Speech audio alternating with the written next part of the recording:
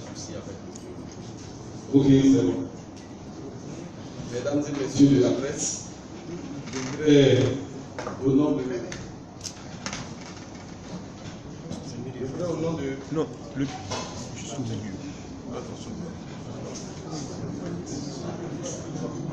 Au nom de la direction du PCIRDA, vous dis merci pour votre présence. Il y a quelques jours déjà, nous étions ici à la maison du parti. Ce jour-là, c'est le secrétaire exécutif. J'avais donc organisé, j'avais au bout d'une conférence de presse, et vous avez donc fait venir pour faire le point des élections partielles. Et il avait insisté sur le cas de Bassam. Ce matin, vous avez donc été conviés par les avocats qui se sont occupés du recours exercé à Bassam, qui vont dans le détail vous présenter les moyens qui sous-tendent le recours exercé par le candidat Ezalé. La conférence de presse sera dite par Maître Ndri Claver à ma droite, qui a juste à sa droite Maître Vincent Tompieux, qui vont d'abord présenter l'exposé liminaire qui sera suivi des questions auxquelles ils vont se prêter. Je passe la parole donc à Maître Ndri Claver, qui sera suivi plus tard de Maître Vincent Tompieux.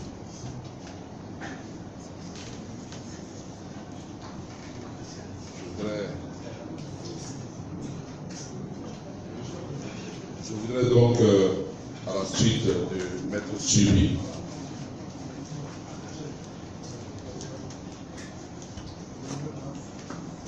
prendre la parole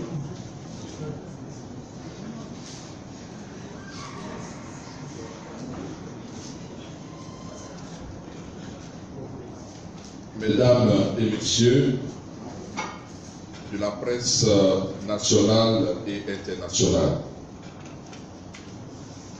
nous vous remercions pour votre présence. Vous répondez ainsi à notre invitation pour la couverture de cette conférence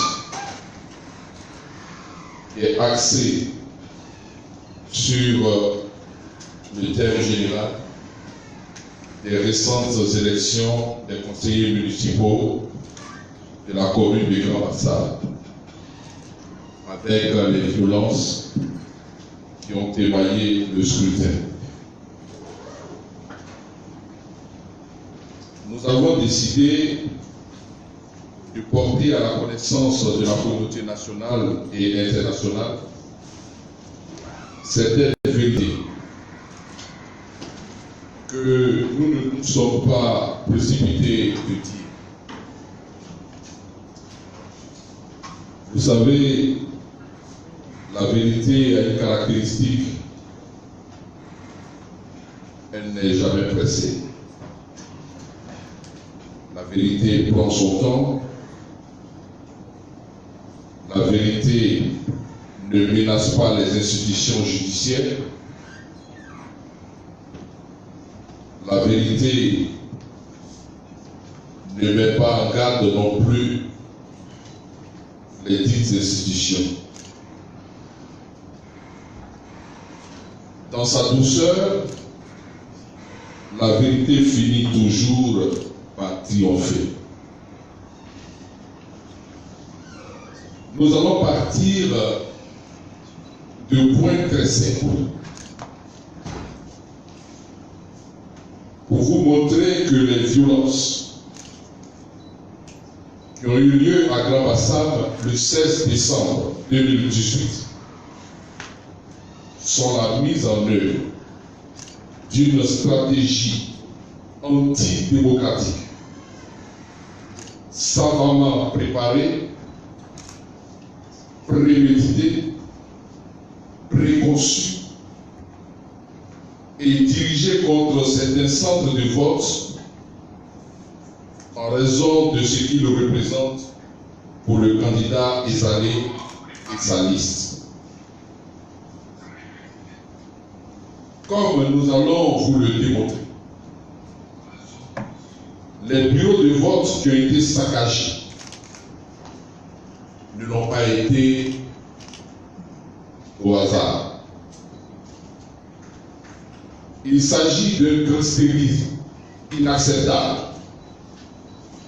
qui, par son mode opératoire, entache la sincérité du scrutin, tout simplement parce que les résultats qui en ont découlé et qui ont exclu du décompte plus de 6500 voix ne reflètent pas le choix fait par les populations de Bassa. Chers journalistes, nous ne voulons pas ici spéculer. Nous allons vous montrer, preuve à l'appui de nos affirmations, pourquoi nous soutenons que les violences et les casses des yeux sont la conséquence d'une stratégie qui est condamnable dans une démocratie. Parce qu'elle était basée sur la force physique et non sur celle de la force des idées. En effet, lors de la précédente élection, celle du 13 octobre 2018, M. Ezalé et sa liste ont réalisé des résultats constatés par huissier de justice à l'appui de certains procès verbaux à la suite du recensement général des votes à la commission électorale indépendante locale. Nous allons vous demander de suivre les résultats que nous allons projeter sur ce tableau à l'appui donc de nos affirmations.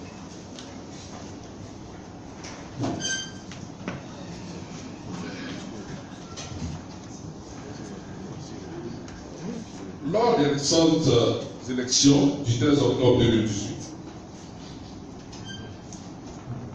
voici les résultats des différents centres qui ont fait l'objet donc de casses et de violences. Il s'agit du centre dit Collège modèle de Grand Bassam. Dans ce centre, nous avons 7 bureaux de vote.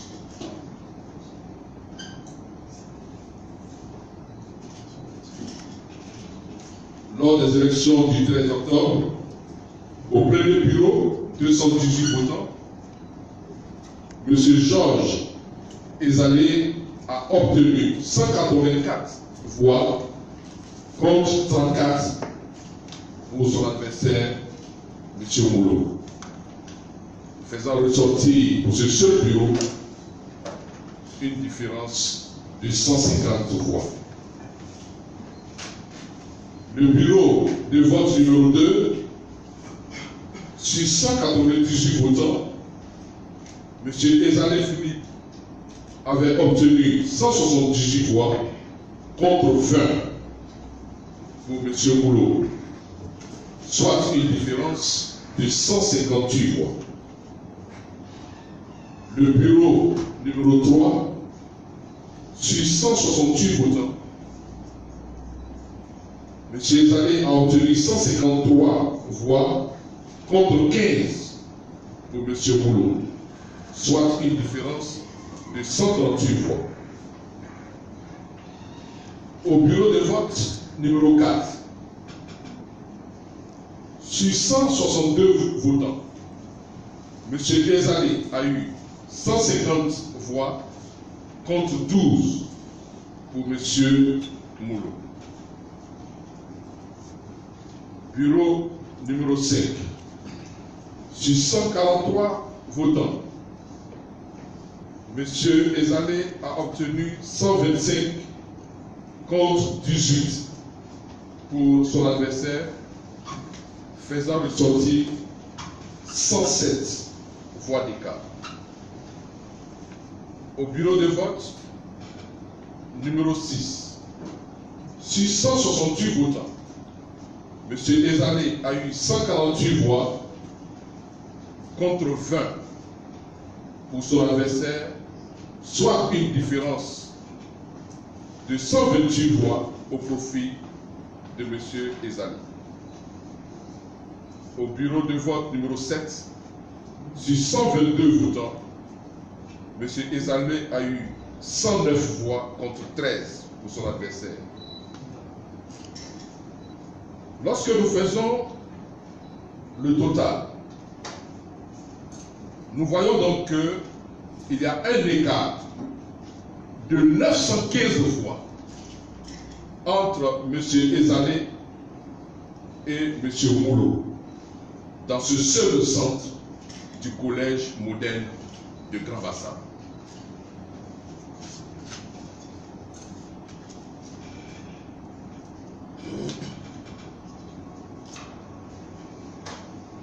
Nous allons projeter juste les résultats du groupe scolaire de Grand Bassam. Vous avez ces résultats. Nous avons aussi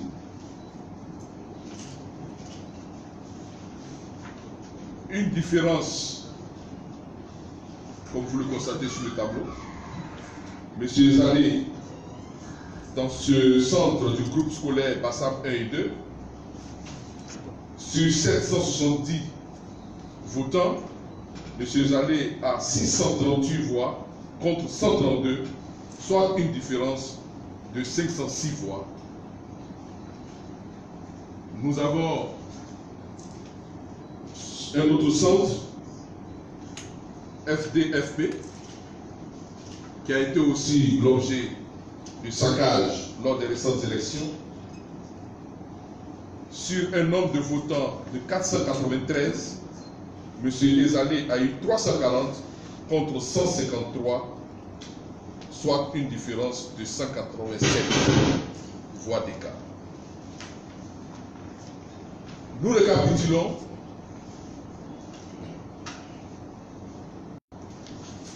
Sur ces trois centres qui ont fait l'objet d'actes de vandalisme lors des récentes élections, nous constatons que le nombre de votants lors des récentes élections, c'est-à-dire le 13 octobre 2018, sur un total de 2442 votants, M. Ezalé se retrouve avec 2025 voix contre 417 voix pour son adversaire, soit un écart de 1608 voix.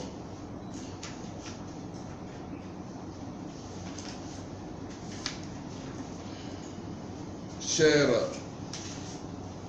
journalistes de la presse nationale et internationale, nous voyons avec cette différence de voix que des questions peuvent donc être posées. Pourquoi M. Ezalé ne peut pas être l'auteur de ces casses et saccages durs dans ses bureaux? Pourquoi M. Ezalé n'est ni fraudeur, ni commanditaire des violences qui ont eu lieu le 16 décembre 2018 lors des élections de Grand Bassam? Vous pouvez bien le deviner. Avec un tel score dans ces centres de vote, il y a à peine 2 mois, à qui devaient profiter ces casses et autres actes de vandalisme des urnes? et autres matériels servant à l'organisation du scrutin. Chez nous les juristes, quand nous sommes en face de telles interrogations, il y a une question qui nous dirige. À qui profite le crime? Mon confrère, Maître Messan Tompieux Nicolas, va développer les points suivants qui vont renforcer davantage notre conviction, et vous avec nous, que M. Ezalé Philippe est une victime que l'on tente de faire passer pour l'ennemi des règles démocratiques. Je passe le micro à mon confrère Maître Messan Tompieux pour la suite de l'exposé.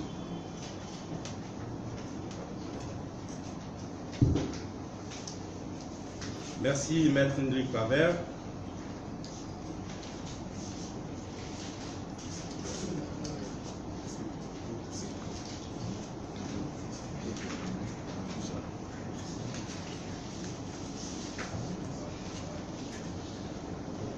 Je lui pose, s'il vous plaît.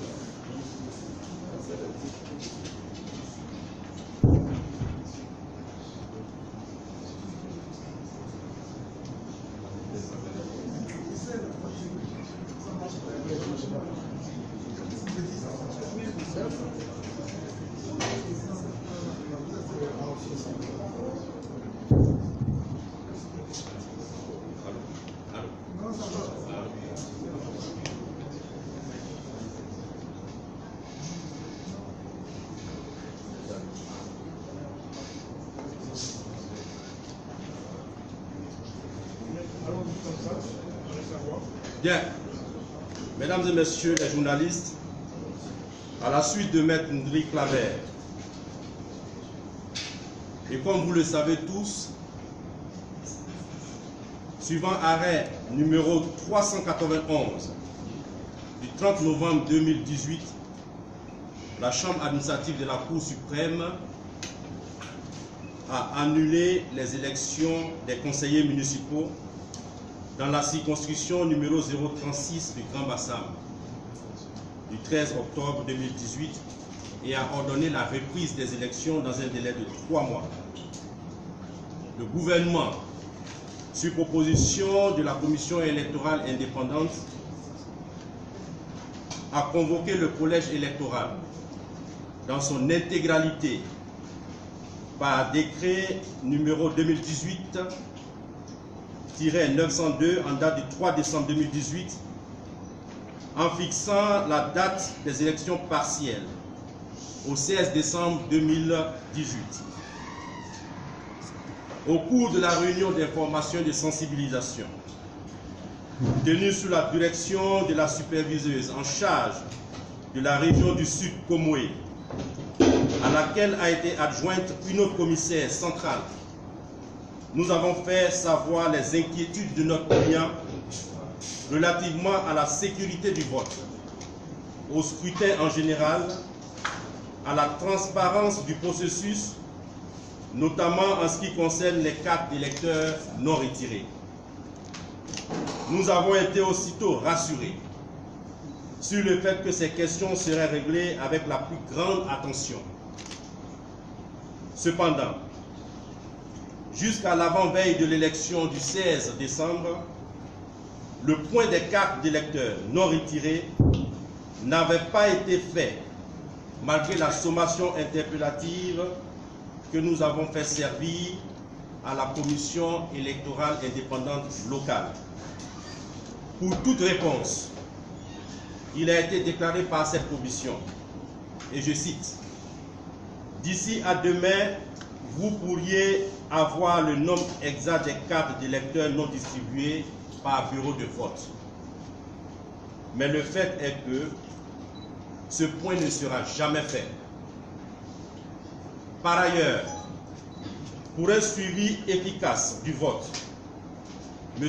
Ezalé a sollicité et obtenu de la commission électorale indépendante le listing électoral avec photo d'identité.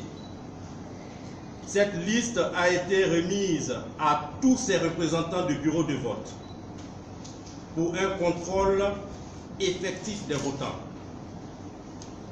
S'agissant de la sécurité, le matin même du scrutin du 16 décembre 2018, on pouvait voir un dispositif impressionnant des forces de défense et de sécurité déployées dans toute la ville de Grand Bassam, chose qui était de nature à rassurer.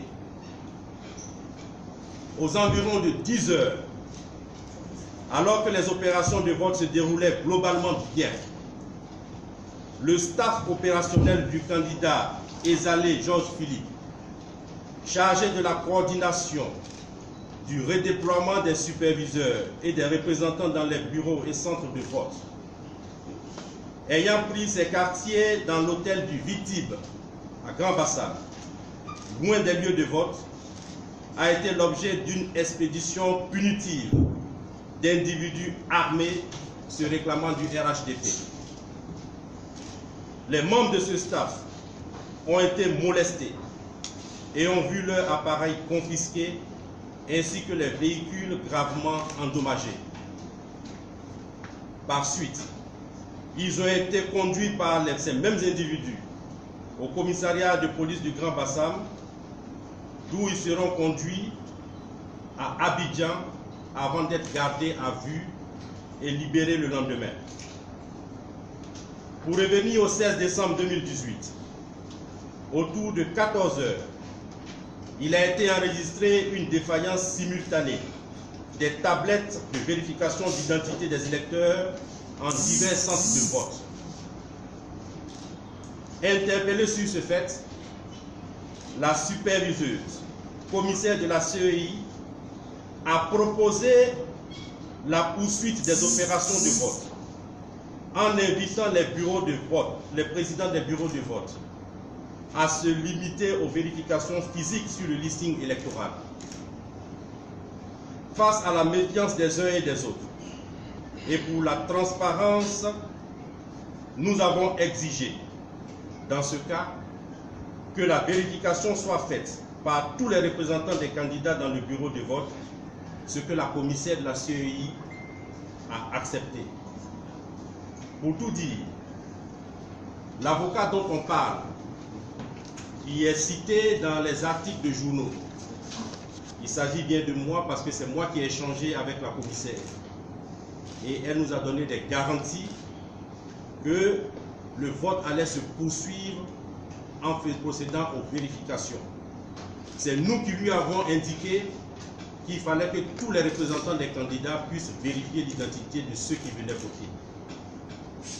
Mais quelques minutes plus tard, après nos échanges, elle est revenue sur sa décision et elle a procédé au remplacement des tablettes et ou repréciser le mode d'emploi à ceux qui n'avaient que des difficultés d'usage. Les opérations de vote se sont poursuivies dans certains bureaux de vote avec des tablettes, tandis que dans d'autres bureaux, elles se sont déroulées sans tablettes. Au regard des procès-verbaux de dépouillement qui sont en nos possessions, nous avons relevé 23 bureaux de vote, en dehors des bureaux de vote où les centres ont été saccagés. Nous avons relevé 23 bureaux de vote où la tablette n'a pas fonctionné continuellement.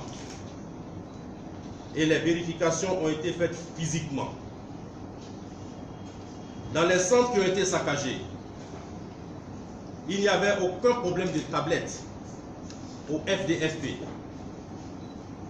Au groupe scolaire Bassam 1 et 2 et au collège moderne, il y avait des problèmes de tablettes dans à peine 2 ou 3 bureaux de vote. Pas dans la totalité des bureaux de vote. Mais le plus grave restait à venir. En effet, aux environs de 17 h, les centres de vote FDFP, groupe scolaire Bassam 1 et 2 et le collège moderne ont tour à tour été visités par des individus armés d'armes blanches et d'armes à feu pour saccager littéralement le matériel électoral au nez et à la barbe des forces de défense et de sécurité. Curieusement, c'est dans le quartier France que se trouvait le plus fort contingent des forces de l'ordre, tant devant les 2 centres de vote, groupe scolaire Bassam 1 et 2 et collège moderne, que dans tout le périmètre, en raison de la proximité de la préfecture qui logeait la CEI locale. Plusieurs observateurs nationaux et internationaux ont pu constater les dégâts causés et les auteurs de ces dégâts qui ont eu du mal à quitter sont restés longtemps sur les lieux avant d'être conduits ailleurs. Aussi, le fait est-il que les centres de vote attaqués, qui comportent 14 bureaux de vote, enregistrent plus de 6500 électeurs inscrits, dont M. Ezalé Georges Philippe. Ce sont les résultats de ces centres lors des précédentes élections que nous avons projetées tout à l'heure. Le cas du centre de vote EPP Petit Paris révèle sans ambiguïté que M. Ezalé Georges Philippe n'a pas pu casser les urnes. Dans ce centre, en effet, le vote a eu lieu, les dépouillements ont été faits, les résultats ont été rendus publics bureau de vote par bureau de vote. Sur les 4 bureaux de vote, M. Ezalé a gagné dans 3 bureaux avec plus de 300 voix. Curieusement, ce centre a été attaqué et les procès-verbaux déchirés et emportés. Le procès-verbal de dépouillement du bureau de vote numéro 3 n'a pas été retrouvé à ce jour et le vote dans ce bureau de vote n'a pas été comptabilisé par la CEI. Comment M. Ezalé pourrait-il attaquer un centre de vote où il a largement gagné? Vous aurez compris, chers amis de la presse, toute la campagne en cours actuellement ne vise qu'à faire passer M. Ezalé pour un fraudeur, un casseur, la personne qui active la violence à Bassam. Le philosophe le disait, la logique et la cohérence sont les critères de la vérité, à tout le moins du vraisemblable.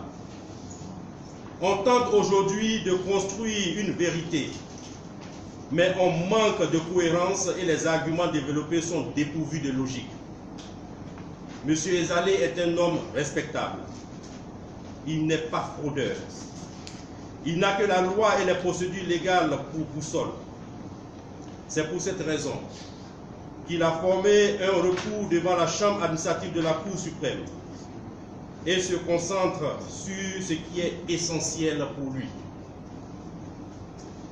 La question qu'il soumet respectueusement à la haute cour est celle de savoir si la sincérité du scrutin a été altérée ou non. L'éminent professeur Richard Jovansien définit la sincérité du scrutin comme le révélateur de la volonté réelle de l'électeur. Dès lors que celle-ci ne peut pas être connue de manière certaine, et donc il est impossible de connaître avec certitude le choix majoritaire des électeurs, l'élection est annulée par le juge. En l'espèce, les violences sus-relevées ont eu pour effet la non prise en compte systématique de plus de 6500 électeurs, soit un peu moins de 20% de l'électorat du Grand Bassam, alors que l'écart entre la liste conduite par M. Moulo Moïse Jean-Louis Kofi, au regard des résultats proclamés, et celle conduite par M. Ezalé Georges Philippe, n'est que de 992 voix. Dans l'arrêt numéro 347, rendu le 23 novembre 2018 par la Chambre administrative de la Cour suprême, pour ordonner l'annulation du scrutin du 13 octobre 2018 à Lakota, la Haute Cour a motivé ainsi qu'il suit.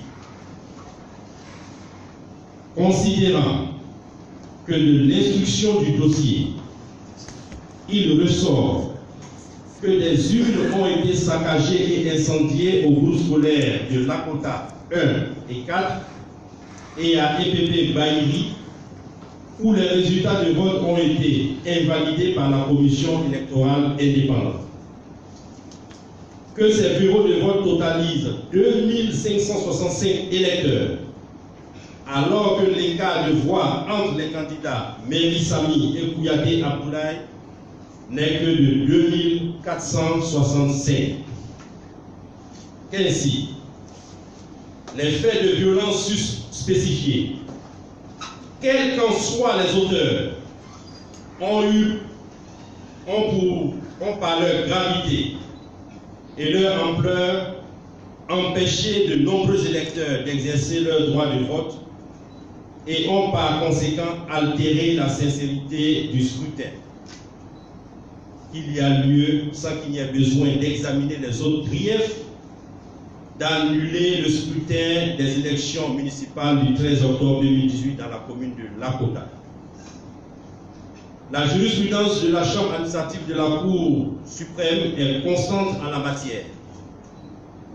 M. Ezalé s'en remet à la sagesse de cette juridiction pour dire le droit. Tout à l'heure, nous allons vous remettre quelques motivations d'autres décisions de cette même Chambre qui vont dans le sens de ce que nous venons de dénoncer. Pour finir, M. Ezalé demande ici et maintenant que cesse toute la campagne de diabolisation menée contre lui. Il n'est ni fraudeur, ni casseur, ni instigateur de violence à Grand Bassam. Il ne peut pas organiser des casses et être victime de ces casses, puisque les manifestants s'attaquent à ses biens privés. S'il est battu à la loyale, il félicitera chaleureusement son adversaire. Mais si sa défaite devait être fondée sur la mascarade et la fraude organisée, au mépris du vote des électeurs, il exercera son recours pour l'honneur du droit et de la démocratie. Nous vous remercions.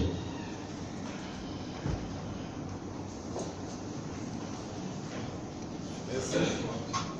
Donc, à la suite de cette donc nous allons maintenant passer aux questions.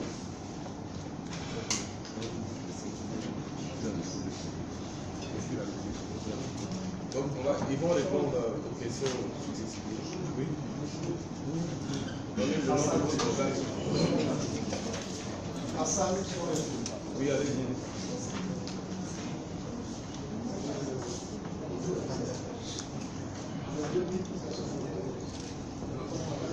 Prends.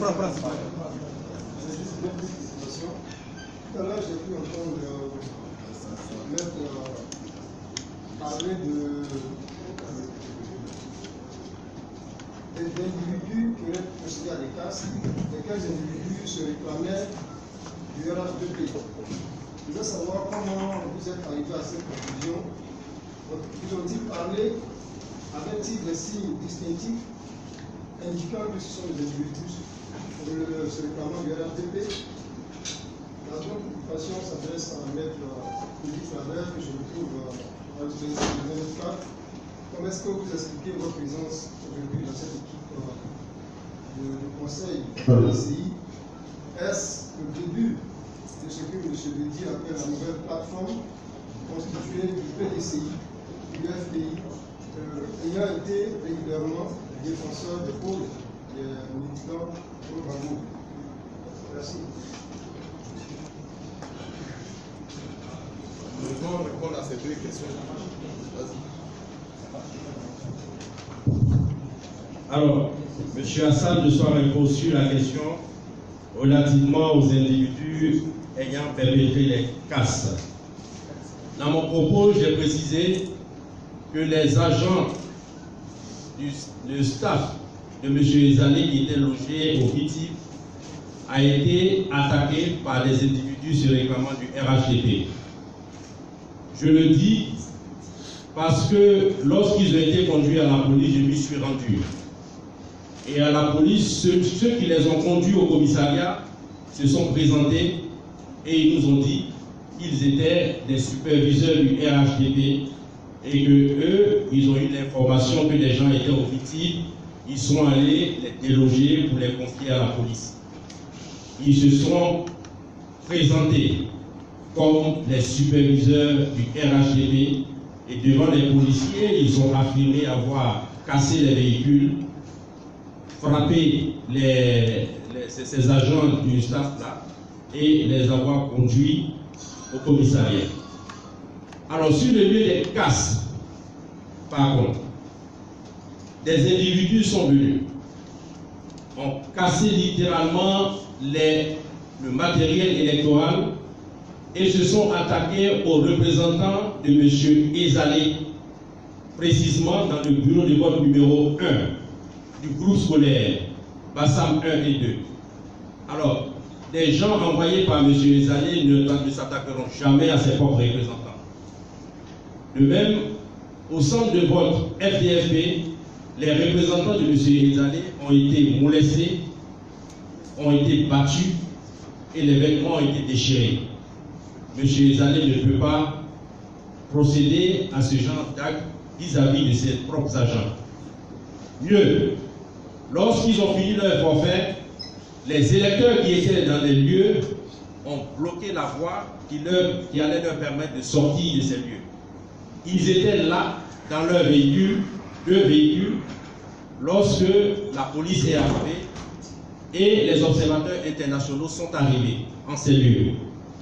On a tous vu ceux qui étaient à bord de ces véhicules qui venaient de perpétrer les casses. Voilà ma réponse. Alors, la question qui est dirigée directement contre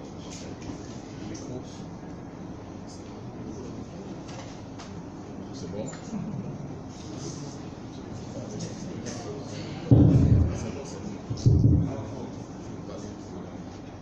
D'accord. Alors, on me pose la question de savoir comment est-ce que je fais pour me retrouver dans cette équipe d'avocats du PDC. Est-ce le début de la plateforme lancée par M. Henri Conan-Bédier? Je souris un peu. Alors, je vais répondre à ça. Je vais être bref.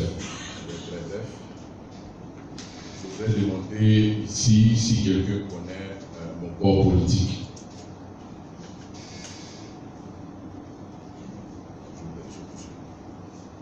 C'est comme ça.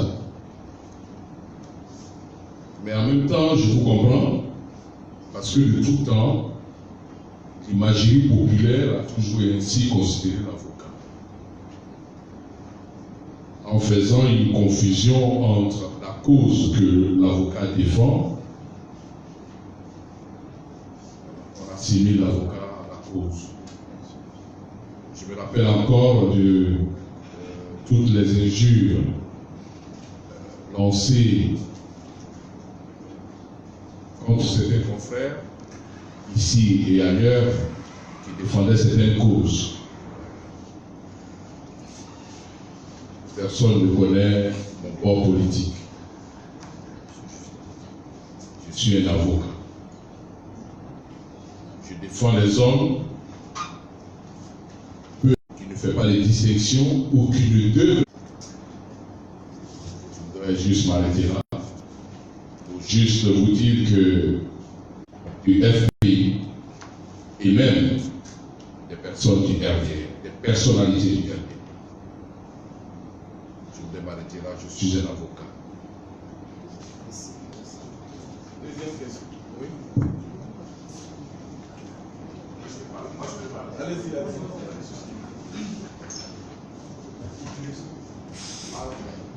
Je suis Élysée Gouloukou, journaliste à Abidjan.net. J'ai vu tout à l'heure que dans la présentation des chiffres que vous avez indiqués, l'écart lors du premier tour entre M. Moulot et M. Salé était de l'ordre de 1500, je crois. 608, 1608, voilà. 1608 dans les différents bureaux de vote. Vous laissez ignorer qu'il y a de cela quelques jours aussi, le RHDP avec ses procès avait aussi fait une conférence de presse et l'état qui nous avait été indiqué aussi pour ces bureaux de vote était de 541. C'est-à-dire qu'ils étaient en retard, même 541. Donc, estimant que à cette allure-là, et que rien ne justifiait d'ailleurs que tous ceux qui allaient venir voter avaient été étalés, donc on ne pouvait pas parler de ce que ça avait entaché le scrutin. La deuxième préoccupation, c'est concernant le premier tour. Les avocats, le conseil de RHDP a indiqué que les recours qui avaient été mis par M. Ezalé ne sont pas les recours sur lesquels on portait le jugement de la Chambre administrative. Et la Chambre administrative a fait fi de ces recours parce que les recours il avait demandé qu'on puisse comptabiliser ces PV, qu'on prenne en compte les PV qu'il a émis, qui étaient les vrais PV, qui n'étaient pas ceux qui n'étaient pas conformes à ce que la CEI avait donné. Alors que la Chambre administrative a plutôt statué sur un courrier qu'elle aurait reçu de certains commissaires de la CEI, indiquant qu'il serait probable que les élections ne soient pas déclarées de bonnes conditions. Est-ce que vous avez compris cela? Est-ce que vous pouvez nous dire exactement sur quoi apporter le recours et la Chambre administrative a statué sur quoi en réalité? Merci. Merci. Alors, monsieur Élysée de Abidjan.net. C'est ça. Merci pour vos deux questions. Relativement à la première question, ce que je puis vous dire, c'est que à Bassam, il y a eu beaucoup de choses. Lors des élections du 13 octobre 2018.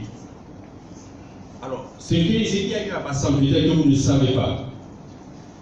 Lorsque vous finissez les élections, lorsque le vote est terminé, on procède au dépouillement bureau de vote par bureau de vote.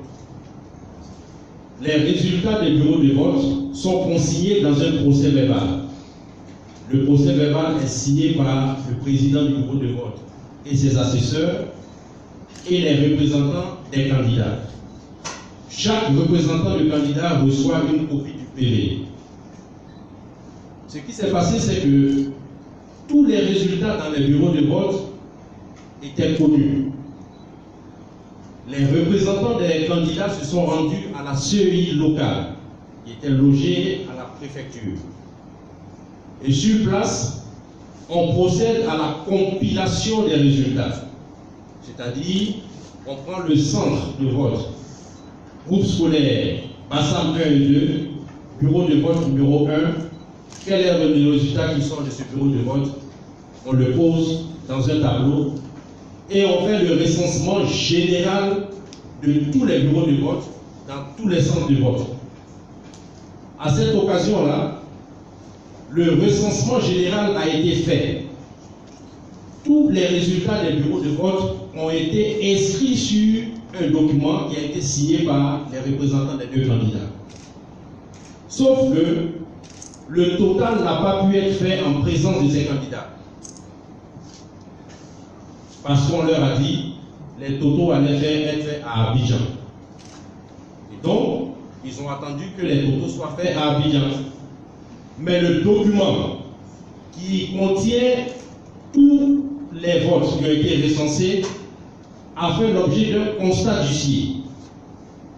L'huissier a fait la photo, il a dressé un procès verbal de constat qui atteste que ce résultat-là a été consigné dans ce document et il comporte la signature des représentants de tous les candidats.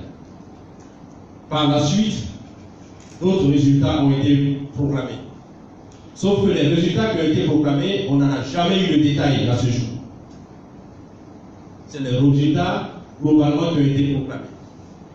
Alors, puisque M. Ezalé détient ces procès-verbaux, puisque M. Ezalé détient la page de recensement général des votes, il n'a fait que ressortir les résultats qui sont contenus dans ce document et qui ont été contresignés par toutes les parties pour ressortir les chiffres que nous avons présentés. C'est de ces chiffres-là que nous avons extrait la différence de 1608 voix. Résultats qui ont été proclamés. S'agissant de la décision qui a été rendue par la Cour suprême, alors, aujourd'hui, les aides critiques sur lesquelles vous pouvez avoir copie de la décision qui a été rendue. Dans une décision, il y a ce qu'on appelle la motivation, c'est-à-dire l'explication que le juge donne pour parvenir à la solution du litige. Et vous allez constater, et je vais vous laisser une copie de la décision, vous allez constater quel a été le cheminement du juge pour parvenir à la décision d'annulation. M. Ezali a exercé un recours.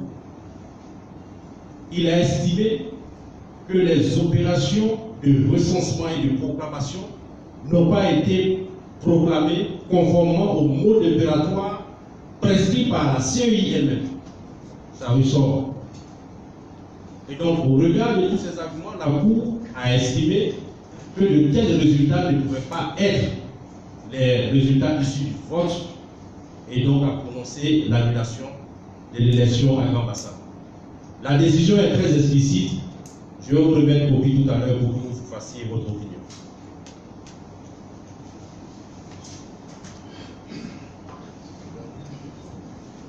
Non, je voulais, par rapport à Bassam, je voulais juste ajouter quelque chose parce qu'il a parlé de la CEI. Dans ce qu'il dit, généralement, quand on fait un recours, il y a la requête de celui qui fait le recours, il y a le mémoire en défense de celui qui est déclaré vainqueur, et puis il y a le rapport de la CEI. C'est ces trois éléments qui sont joints et transmis à la Cour suprême. Donc, quand vous parlez de la lettre de la CEI, c'est le rapport. Et dans ce qu'il dit, ce qui s'est passé, c'est que pour Bassam, pour l'élection du 13 octobre, le résultat qui a été communiqué à la commission centrale et qui a été proclamé n'était soutenu par aucun document.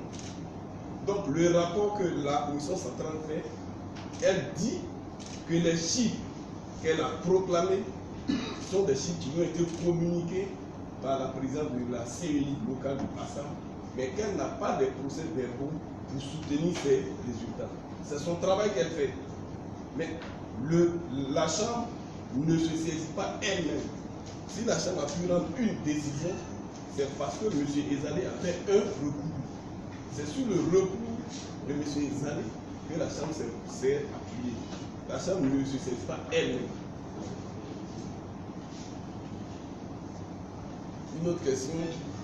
Oui. Je suis journaliste à l'Intelligence nationale. Ok, collègue. Je voudrais m'adresser à Maître Gravert. Tout à l'heure, il a projeté des chiffres de tableau et avec un droit de niveau du vote. Et le cas d'ivoire qu'il a établi entre En Côte d'Ivoire, une élection doit être un rendez-vous de violence et de mort. Pourquoi? Je peux m'arrêter là, mais Je ne sais pas si on peut faire quelque chose à ajouter. Alors, sur cette question, je me permets de revenir pour répondre à la déclaration de la CEI. Le lundi dernier, je crois, il y a eu une déclaration du vice-président de la CEI qui a justifié l'exclusion, l'extraction des 6500 électeurs par le fait que, n'ayant pas participé au vote,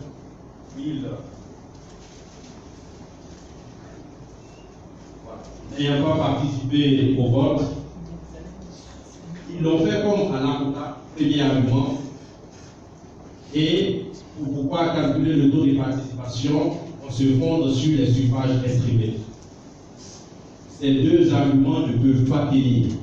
Premièrement, parce qu'en avocat, lorsqu'ils l'ont fait, la Cour suprême les a sanctionnés.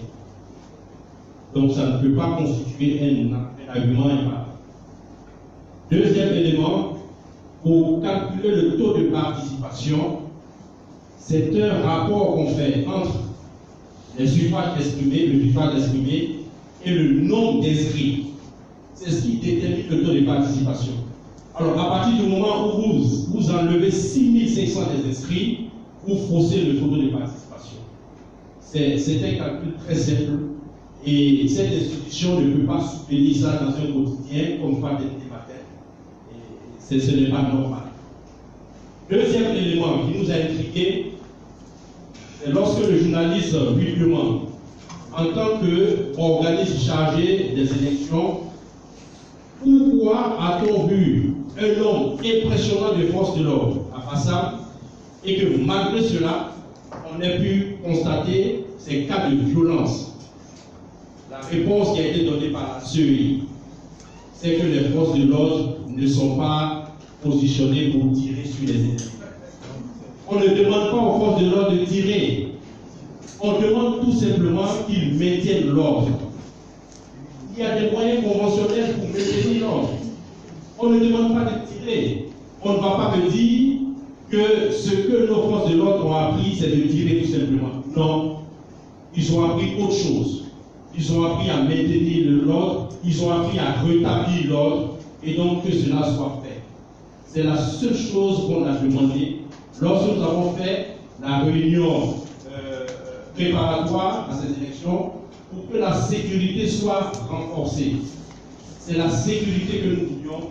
Nous voulions tout simplement que les Bassamois puissent voter tranquillement et que l'expression de leur suffrage soit proclamée comme le résultat des élections.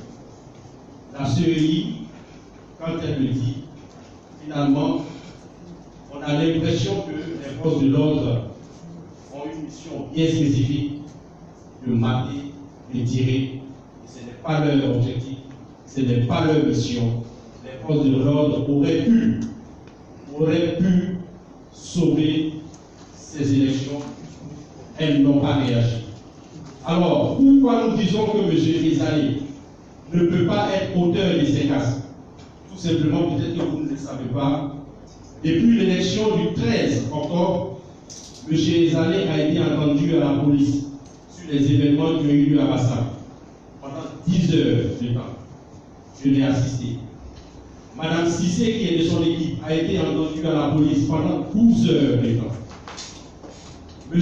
Kabagate Adama, qui est son directeur de cabinet adjoint, chargé de la ville de Bassam, est à ce jour détenu à la MACA, tout simplement parce qu'il est sur la liste de M. Ezali. Nous sommes à 5 demandes de liberté provisoire qui ont été systématiquement rejetées. Systématiquement rejetées. Donc imaginez-vous qu'un agent ou un électeur ou une personne se réclamant de M. Ezali casse une seule urne à Bassam, alors que les forces de l'ordre sont là, et qu'il n'ait pas été appréhendé, vraiment, à notre avis, il y a quelque chose de trop. Jusque-là, les seules personnes, ou la seule équipe qui a été aidée, c'est l'équipe de M. Ezali. Avec les auditions passées, avec les intimidations par là, M. Ezali ne pouvait pas être celui qui est provoqué des casses à Grand Bassam. Mieux encore, on nous dit que M. Ezali aurait provoqué les casses du vendredi dernier, je crois. Pourquoi? Parce que au lendemain de la proclamation, il y a eu une parade dans la ville de Bassam avec des slogans hostiles à M. Ezali. Il n'y a pas eu de réaction. Le surlendemain, une marche a été organisée à Grand Bassam pour dire non à la reprise des élections. C'est tout à fait normal dans une démocratie. Vous exprimez ce que vous pensez. Et 2 jours plus tard, les électeurs qui n'ont pas été prises en compte ont décidé de manifester à Grand-Bassam. M. Ezalé n'a convoqué aucune marche. C'était une initiative personnelle des électeurs. Ils ont adressé une lettre au préfet de Grand-Bassam. Le préfet de Grand-Bassam a autorisé leur manifestation, déterminé l'itinéraire avec eux. Malheureusement, les gens venus d'ailleurs sont venus s'attaquer à eux. Pour toute réponse, on nous dit que face à l'appel de M. Ezalé, ce qui n'est pas vrai, parmi les 6500 personnes qui n'ont pas voté, il y aurait des partisans de M. Moulot qui se sont sentis appelés.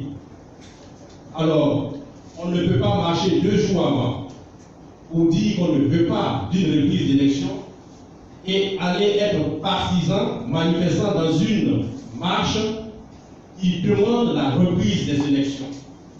Il n'y a pas de logique.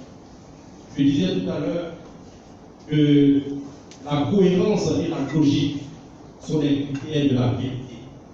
Quand vous êtes dans la vérité, ce que vous dites est cohérent. Vous ne pouvez pas marcher 2 jours avant pour refuser la reprise des élections et 2 jours plus tard aller à une manifestation qui souhaite qu'il y ait une reprise des élections. Et le constat a été fait par la suite qu'au cours de cette manifestation, ce sont les biens privés de M. Ezalé qui ont été détruits encore. Voyez-vous, M. Ezalé ne peut pas être auteur des casses de ses propres biens. Mesdames et messieurs les journalistes, je pense que ça doit être une conclusion, mais il reste 2 personnes. Avec une question. Alors, lorsque vous avez les résultats tels que proclamés, c'est un recours en annulation que vous formulez. Donc, c'est un recours en annulation que nous avons formulé et nous faisons confiance à la Chambre administrative de la Cour suprême en lui présentant ses propres décisions qu'elle puisse dire le droit. Et puis, une dernière personne.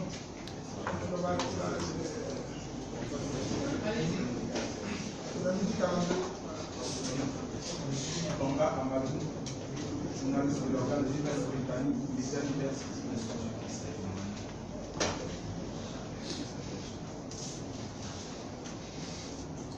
Le thème parle de violence lors des élections municipales de Grand-Bassam. Apparemment, comme nous dit, bien écouté maître Puissant, les agresseurs étaient connus, puisque la police et les observateurs les ont trouvés sur le lieu bloqués par les électeurs. Y a-t-il eu des interpellations?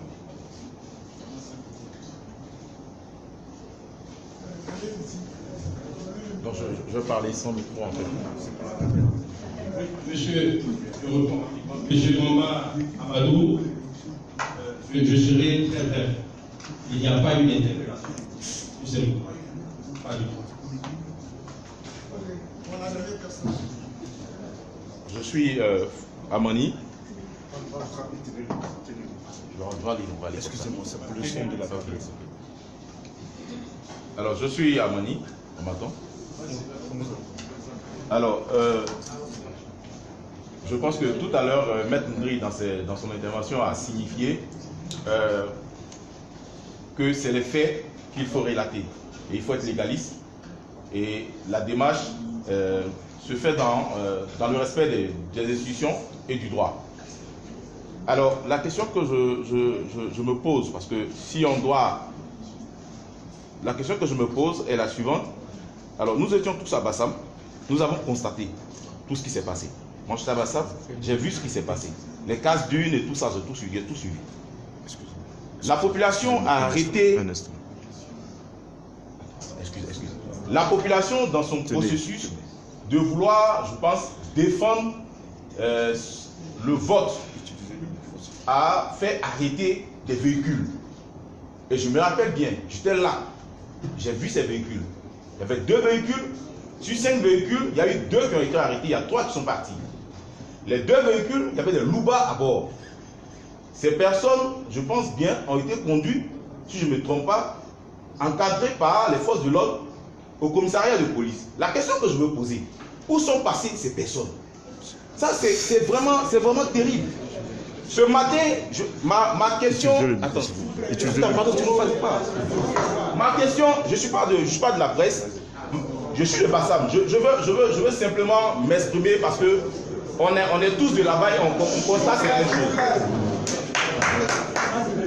Alors, ma question... Allez-y, ne vous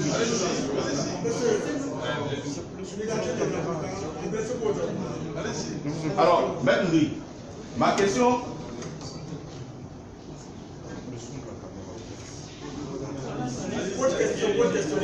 Alors, ma question, je viens ce matin, en fait, je m'exprime parce que tout simplement, ce matin, quand je venais ici,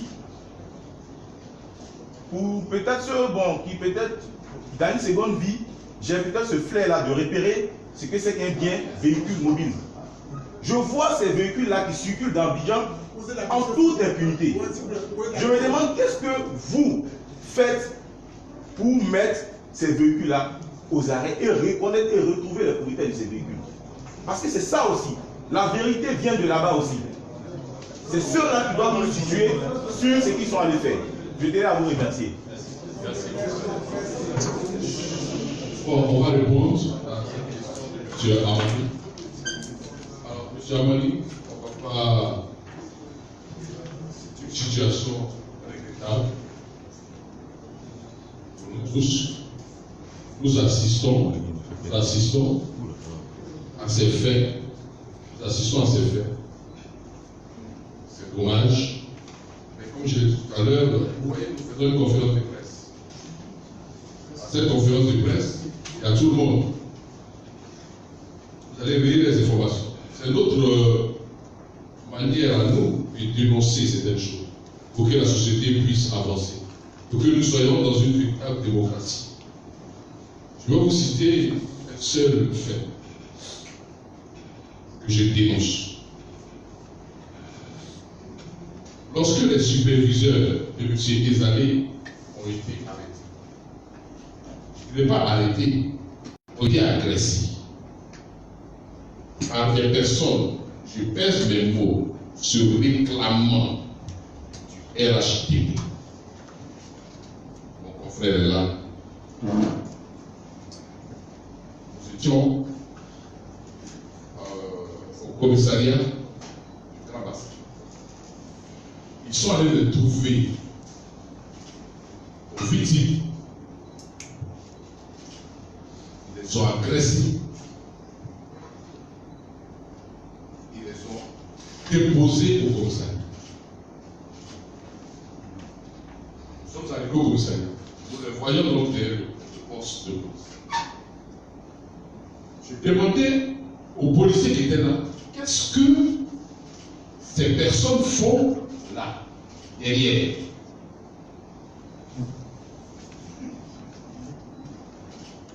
Ça fait rire, c'est triste. Le policier ne savait pas.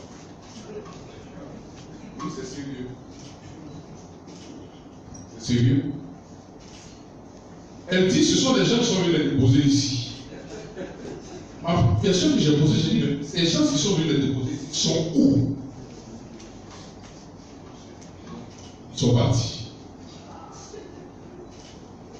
Mais la chose la plus grave, c'est que vous avez celui qui a cassé les véhicules, qui a endommagé les véhicules, qui est venu s'asseoir devant le policier pour revendiquer son acte.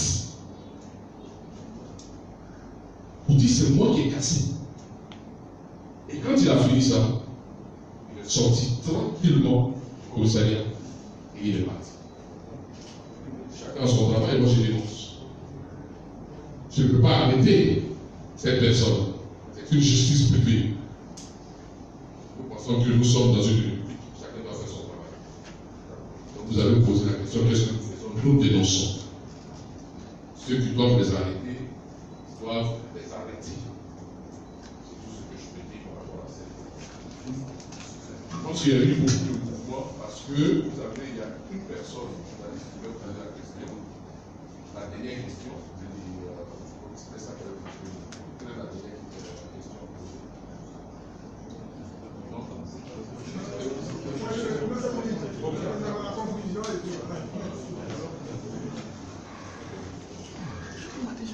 Non, vous remercier. M. Zane Philippe avait envoyé un mot pour s'excuser auprès de vous parce qu'il avait voulu vraiment être là. Mais pour des questions professionnelles, il n'a pas pu être présent. Nous voulons vraiment vous dire merci pour votre présence. Et nous comptons sur vous. Pas pour édulcorer les propos ici, mais vraiment pour relayer les informations. L'objectif poursuivi, c'est que l'information parvienne donc aux citoyens sur ce qui s'est réellement passé à Grand-Bassam. Ce que M. Zane recherche, ce n'est pas forcément d'être le maire de Bassam. Ce n'est pas d'être le maire de Bassam à tous les prix. Ce qu'il demande, c'est qu'à une élection locale, que les règles que nous nous sommes fixées, les règles applicables dans une démocratie soient respectées. Pour l'heure, ils pensent que ne pas prendre en compte 6700 fois les habitants du Bassam, avec tout ce que nous avons démontré comme étant le fait pour nous d'une action savamment pensée, de telles pratiques ne peuvent pas être acceptées dans une démocratie. Ce n'est pas acceptable. C'est pourquoi nous avons fait ce recours. Si demain, la Chambre administrative de la Cour suprême nous suit et que les élections sont organisées, qu'on laisse les Bassamois voter tranquillement. Au sorti de ces résultats, du scrutin, les résultats vont être donnés, que ce soit le reflet réel des suffrages exprimés. Chacun va prendre acte et féliciter son adversaire. C'est tout ce que nous demandons. Nous remercions Maître Besson.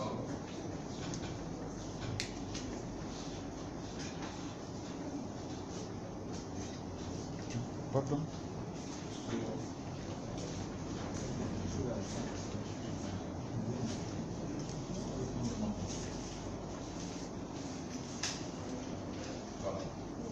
Donc, nous avons exercé nos voies de recours. Comme d'ailleurs, je pense que hier, on a été surpris d'apprendre, moi-même j'étais surpris parce que je pense que l'investiture, ou moins la première réunion, la première convocation en ce qui concerne Fort-Boué, ça devait être aujourd'hui, je pense, à la surprise générale. Le candidat du RHDP a exercé son recours. C'est normal, la loi le reconnaît. On ne menace pas la Chambre administrative de la Cour. Il fait son travail. Donc, il se saisit de tous ces dossiers. Tranché dans le sens de la consolidation de la démocratie. Je vous remercie.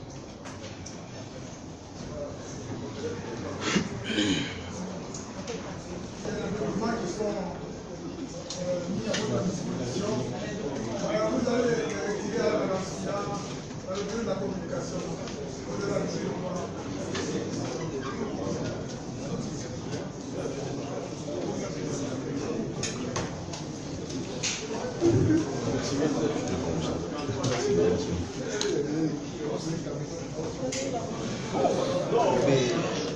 Merci.